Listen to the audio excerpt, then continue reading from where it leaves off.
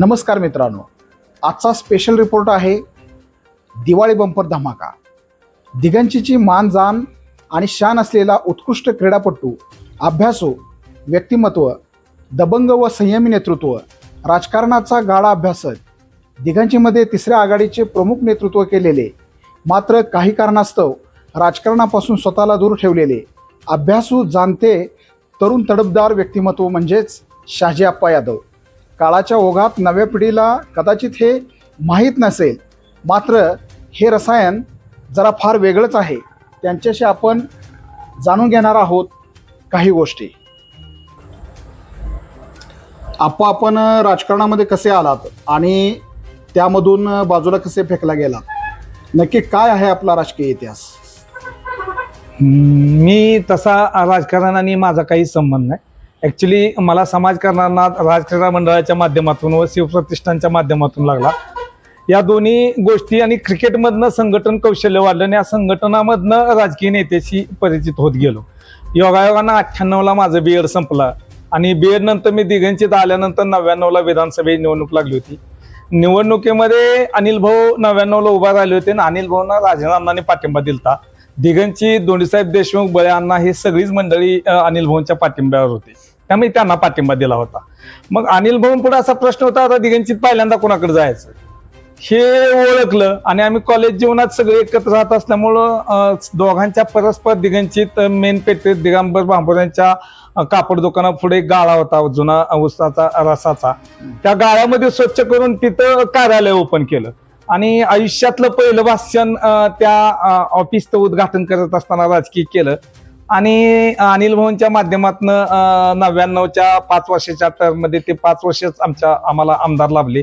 त्या काळात दिगंचीत बरेच विकासाची कामं केली।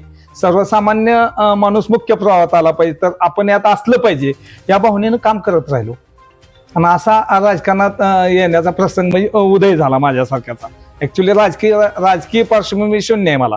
माझे आई वडील किंवा आमच्या समाजातलं कोणी राजकारणात नाही। शेती करणे, कष्ट करणे आणि जगणे याच्या पलीकडे यादव समाजाला बाकीचं काही माहित नव्हतं। पुढे टप्प्याटप्प्याने आपण यामधून बाजूला कसे फेकले? 99 नंतर सलग 2 टर्म भाऊ अनिल भाऊंचा पराभव झाला।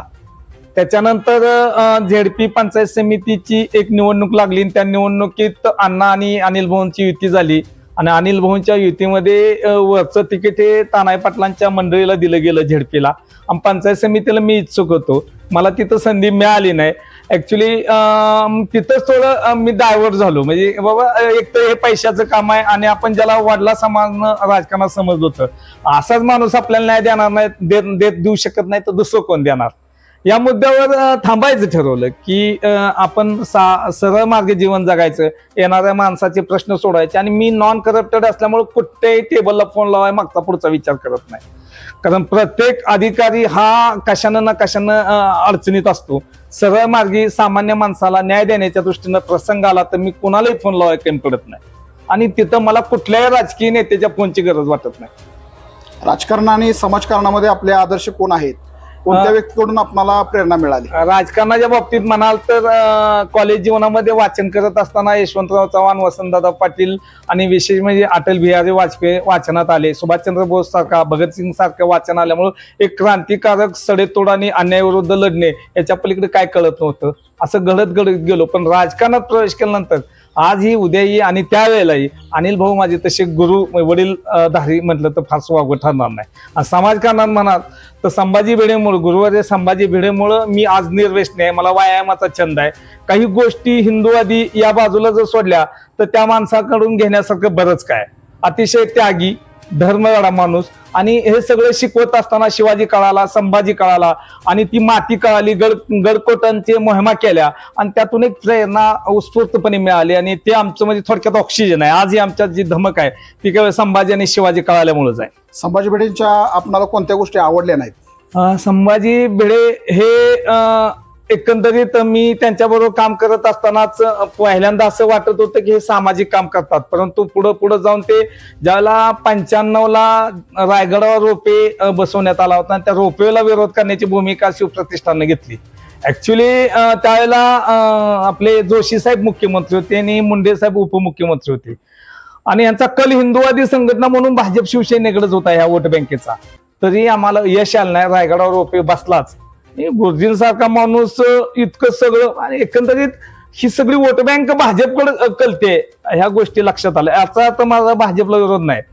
मी दिगंचीतून पहिला भाजपचा डॉक्टर प्रीती जळगावकरचा पोलिंग एजंट आहे लोकसभेचा. हिंदुवादी गुरुजींचा प्रभाव असल्यामुळे कट्टर हिंदुवादीच आम्ही. पण हिंदुवादाचा अर्थ असा नव्हे की इतर धर्मियांना कमी लेखणं, इतर धर्म अन्याय करणं ही भूमिका नाही. मी माझा धर्म सांभाळून इतर धर्म बरोबर सलोख्याचं वागत राहिलो. दिगंचमध्ये आपण तिसरी आघाडी सर्वप्रथम आपण त्याचं नेतृत्व केलं. हो. दिगंचमध्ये सध्या राजकीय सत्ताधारी व विरोधकामध्ये आरोप प्रत्यारोप चालू आहेत. यावर आपले प्रामाणिक मत काय आहे? दिगंची तिसरी आघाडी उभा करण्याचा प्रसंगच असा आहे की हे दोन्ही प्रस्थापित गट होते आणि नवीन तरुणांना त्यावेळेला व्यासपीठ नव्हतं. योगायोगानं आम्ही अनिल भाऊंच्या संपर्कात गेल्यामुळं आणि लोकांचा संपर्क वाढत असल्यामुळं आमदारांच्या माध्यमातून कामं करत असताना एक गट तयार होत गेला.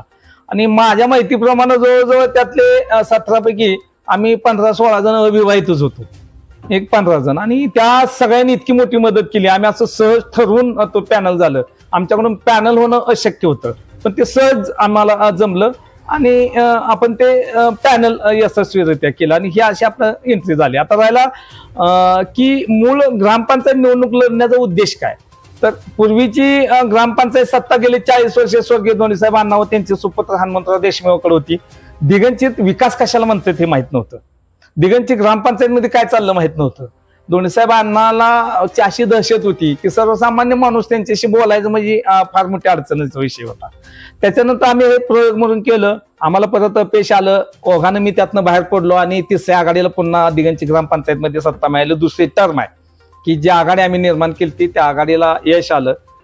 आणि दोन्ही गटाच्या बाबतीत बोलायचं झालं तर हनुमंतराव देशमुखांसारख्याला गेले 40 वर्ष या गावाची सत्ता असताना सुद्धा या गावाचा विकास करणे ही गोष्ट जमली नाही. अर्थात त्यावेळेला फंडिंग कमी होतं, पण त्यावेळेला फंडिंग जर कमी असलं तर दिगंचीला ते स्टँड देऊ शकले नाहीत, दिगंचीला ते फिल्टर पाणी देऊ शकले नाहीत. त्यांच्या काळात वॉटसन कमिटी नावाची एक कमिटी होती. 2,30,00,000 त्या योजनेचं किंमत होती, कॉस्ट होती त्यावेळेला, एस्टिमेट होतं फिल्टर प्लांटचं.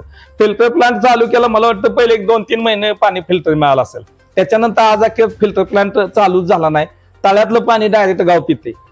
आणि हाच मुद्दा घेऊन ही सगळी मंडळी पुन्हा सत्तेत आली. ते मुद्दे तसेच आहेत.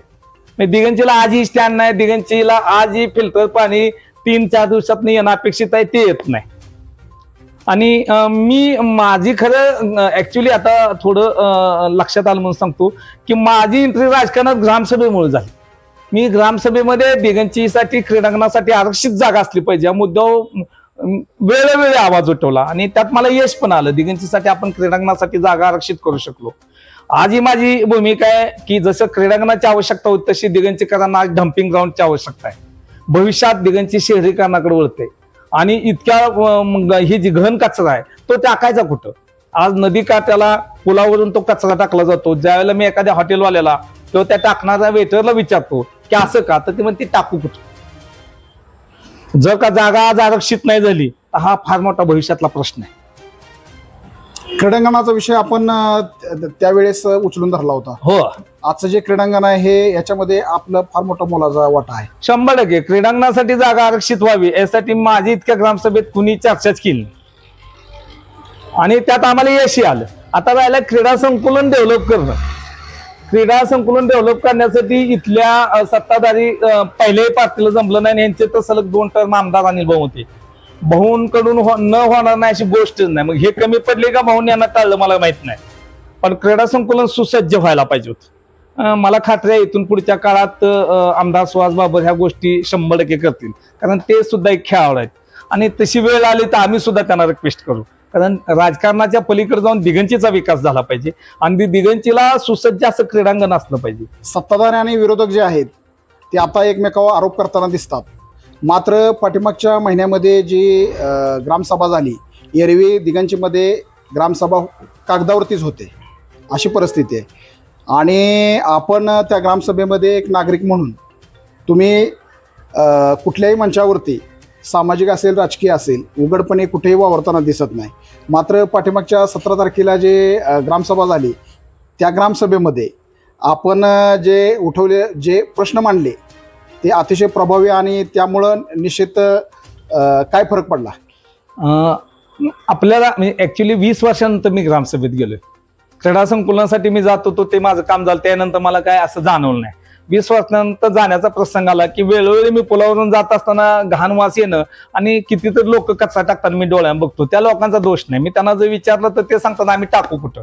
मग मला असं वाटलं की आपल्याला डम्पिंग ग्राउंडसाठी आता पुन्हा एकदा ग्रामसभा किंवा भविष्यात संघर्ष केल्याशिवाय हे होऊ शकणार नाही. राजकारणात यश येईल अपयश येईल याच्याशी मला देणं घेणं नाही. मला समाधान आहे, मी दिगंचीसाठी क्रीडा संकुलनासाठी जागा आरक्षित करतो आणि भविष्यात डम्पिंग ग्राउंडसाठी जागा आरक्षितच होणार आणि हा मुद्दा मी लावून धरणार. मग तिथून प्रक्रिया होईल का नाही त्याच्यावर ह्या गोष्टी नंतरच्या. पण जर का उद्या या जागा सगळ्या संपल्या तर आपण घन कचरा टाकायचा कुठे, हा प्रश्न आहे. या प्रश्नावर मी कदाचित आमदार साहेबांना सुद्धा भेटायला कमी जास्त. मला क्रीडा संकुलन डम्पिंग ग्राउंड या 2 मुद्द्यावर मी भविष्यात आमदार साहेबांना भेटणार आहे. राजकारणामध्ये पैसा किती महत्वाचा असतो? पैशाविना लोकसेवा किंवा निवडणूक लढणे शक्य आहे का? सामान्य गरीब घरात जन्माला आलेला कुठलाच तरुण सरळ मार्ग जीवन जगणारा शेतीवाडी करून राजकारणात येऊ शकत नाही. राजकारणात येण्यासाठी मोठ्या प्रमाणात पैसे लागतात. एवढे पैसे मिळण्याची साधने राजकीय नेत्याला कुठलीच नाहीत. भविष्यात अशीच पद्धत राहिली तर कदाचित गलाई व्यावसायिक मोठमोठे उद्योगपतींना आरक्षण पडल्यानंतर उचलून, आणि आजही तसंच घडताना दिसतंय. एखाद्याला आणि उमेदवार तगडा कशावर ठरतो तर त्याची आर्थिक परिस्थिती किती मोठी आहे याच्यावर ठरतो. याला जबाबदार मतदार जेवढे आहेत तेवढे नेते मंडळी आहेत. कारण एका वेळेला प्रतिष्ठा, पैसा, गाडी, राहणीमान, स्टार्च कपडे, रेबॅन गॉगल, 2 लाखाचा मोबाईल, या सगळ्या गोष्टीवर प्रत्येक दिगंचीतल्या नेत्याची पार्श्वभूमी दिगंचीकरांना माहित आहे. 10 एकराच्या वर उतारच नाही दिगंचीत कुठल्याच नेत्याचा. मग याच्याकडे अचानक इतकं कुठनं आलं? मग निश्चित या क्षेत्रामध्ये पैसे मिळतात. मग हे जर पैसे मिळवत असतील तर मतदार म्हणते की आपण पैसे घेतले म्हणून बिघडलं कुठं. मतदारांना फारसा दोष देता येणार नाही. आम्ही चुकतोय. मग राजकारणात काम करणाऱ्या माणसानं साधं राहिलं पाहिजे, वास्तवात जगलं पाहिजे. डांगडिंग मध्ये इतके पैसे खर्च होतात आणि राजकारणात पैसे मिळवण्याची साधनं नाहीत. आता हे कशावर करते मला प्रश्न पडतो. राजकारण हे समाजकारणासाठी. निवडून आल्यानंतर त्या खुर्चीवर बसून लोकांना न्याय देता येतो का? सामान्य कुटुंबातला सर्वसामान्य माणूस मुख्य प्रवाहात आणता येतोय का? ग्रामपंचायतचं काम तर काय हो? नागरिक सुविधा द्यायच्या. कुठली नागरिक सुविधा आहे? 5 नंबर वार्डात तुम्ही गेला तर भक्काल वस्ती काय त्यांच्यावर कित्येक पिढ्या, म्हणजे स्वातंत्र्य मिळून घटनेची अंमलबजावणी होऊन 70-75 वर्ष झाली तरी सुद्धा दलित समाजाला दलितच पद्धतीने वागणूक दिली जाते. इतक्या गलिच्छ. त्यांना अंतर्गत रस्ते नाहीत, त्यांना वीज नाही, त्यांना पाणी व्यवस्थित येत नाही, त्यांच्यासाठी शौचालय नाही. ज्या लोकांना राहायला घराला जागा नाही त्यांना शौचालयाला आणायची कुठून? तर त्यांच्यासाठी महिलांसाठी आणि पुरुषांसाठी सार्वजनिक उत्तम शौचालय असली पाहिजेत. कारण 10 बाय 10च्या खोलीत ती लोक राहतात. घरातून बाहेर पडले की बोळ असतं 3 फुटाचं. त्यांनी शौचालय कुठं बांधायचं? आपल्या जीवनाचं इथून पुढे ध्येय काय आहे आणि इथून पुढे आपली वाटचाल कोणत्या दिशेने राहील? सरळ मार्गे जीवन जगणे, उत्कृष्ट जीवन जगणे आणि आपली स्वतःचा प्रपंच करून राहिलेली वेळ समाजकारणासाठी देणे, लोकांना मुख्य प्रवाहाने सामान्य माणसाला न्याय देणे आणि कोणावरही अन्याय झाला आणि माझ्यासारख्याला जर फोन आला तर पुढे कोणी असू द्या त्या अन्यायाविरुद्ध निश्चित आवाज उठवला जाईल. फक्त तो माणूस मॅनेज नाही झाला पाहिजे. ज्याच्यासाठी मी आवाज उठवणार आहे तो मॅनेज झाला नाही पाहिजे. अलीकडच्या काळात अशा गोष्टी घडतात. एखादा मुद्दा उचलला जातो त्याच्यानंतर मॅनेजची प्रक्रिया सगळ्यात मोठ्या प्रमाणात आहे. कालची दिगंची, आता वर्तमानामधली दिगंची आणि भविष्यामध्ये आपणाला अपेक्षित दिगंची कशी असेल? तसं पाहिलं तर कालची पूर्वीची जी दिगंची होती खरंच सुंदर होती. जाती तेढ नव्हती, सर्व लोक गुण्यागोविंदाने राहत होती. राजकारण इतकं विकोपाला गेलं नव्हतं आणि फिल्टर पाण्यापेक्षा झऱ्याचं स्वच्छ पाणी घागरीनं लोक पित होती. नळ पाणी पुरवठा योजना आल्या आणि गटारीच पाणी लोकांना प्यायची वेळ आली कालच्या दिगंचीच्या बाबतीत. आजची दिगंची जर म्हणाल तर आजच्या दिगंचीला अलीकडच्या काळात केंद्र शासन, राज्य शासन मोठ्या प्रमाणात ग्रामपंचायतला निधी मिळतो.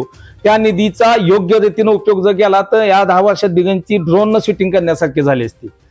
काम होत नाही का कामं केली जात नाही मला कल्पना नाही.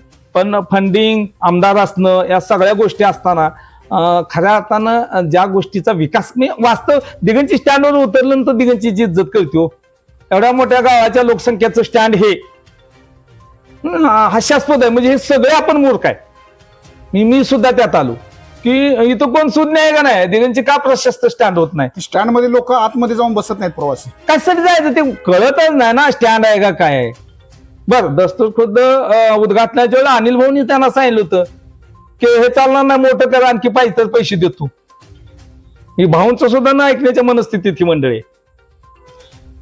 मला राजकारणाशी देणं घेणं नाही, हनुमंतरावशी देणं घेणं नाही, सध्या विद्यमान सरपंच सदस्यांचे देणं. माझी भूमिका एकच आहे की दिगंचीला उत्कृष्ट आणि प्रशस्त स्टँड असलं पाहिजे.